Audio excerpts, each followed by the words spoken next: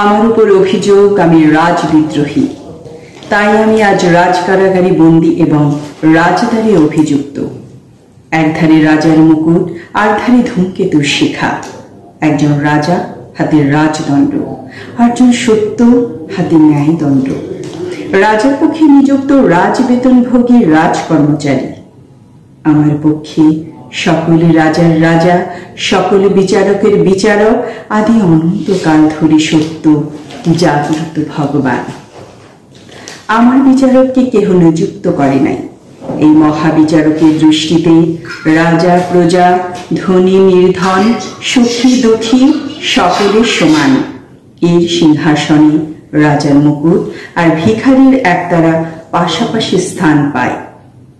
এর আইন ন্যায় ধর্ম।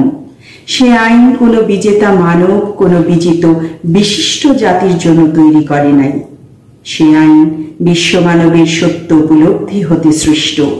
সে আইন সর্বজনীন সত্যের। সে আইন সার্বভৌমিক ভগবানের। রাজার পক্ষে পরমাণু পরিমাণ খণ্ড সৃষ্টি, আমার পক্ষে আদি অন্তহীন অখণ্ড স্রষ্টা। রাজার পেছনে ক্ষুদ্র, আমার পেছনে রুদ্র। রাজার পক্ষে যিনি, তাঁর লক্ষ্য স্বার্থ, লাভ অর্থ। আমার পক্ষে যিনি, তাঁর লক্ষ্য সত্য, লাভ পরমানন্দ। সত্য স্বয়ং প্রকাশ, তাহাকে কোনো রক্ত আঁখি রাজদণ্ড নিরোধ করতে পারে না।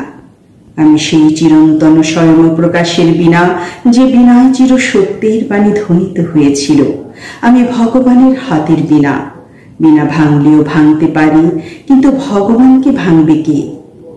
এ কথা ধ্রুব সত্য যে সত্য আছে, ভগবান আছেন, চিরকাল ধরে আছে এবং চিরকাল ধরে থাকবে। যে আজ সত্যের বাণী রুদ্ধ করছে, সত্যের বাণীকে মুখ করতে চাচ্ছে, সেও তাঁরই এক ক্ষুদ্রাদপি ক্ষুদ্র সৃষ্টি অনু। তাঁরই ইঙ্গিতাভাসে ইচ্ছায় সে আজ আছে, কাল হয়তো থাকবে না।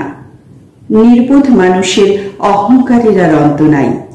সে যাহার সৃষ্টি, তাহাকেই সে বন্দি করতে চায়, শাস্তি দিতে চায়।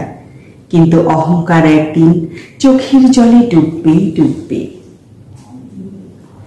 আমি পরমাত্মবিশ্বাসী, তাই যা অন্যায় বলে বুঝেছি তাকে অন্যায় বলেছি, অত্যাচারকে অত্যাচার বলেছি, মিথ্যাকে মিথ্যা বলেছি।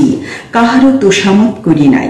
প্রশংসার এবং প্রসাদের লোভে কাহারও পেছনে পৌঁছ